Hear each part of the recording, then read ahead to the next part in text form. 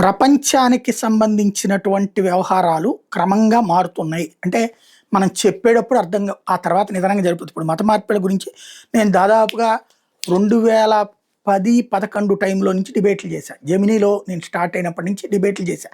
మతపరంగా ఎట్లాగా హిందువులకు సంబంధించినవి ఎట్లా తేడాలు జరుగుతున్నాయి అన్నటువంటి.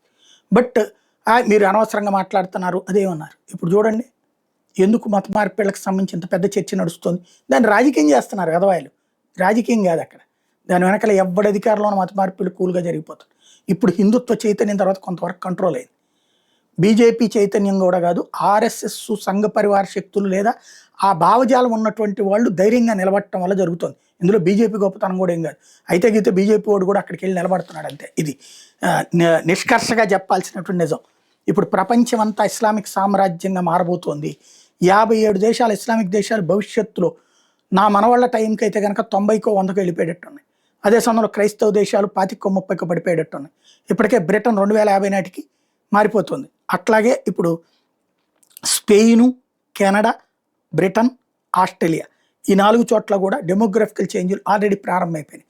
చాలా ఏరియాల్లో క్రైస్తవ ప్రాంతాలు ముస్లిం ప్రాంతాలుగా మారిపోతున్నాయి.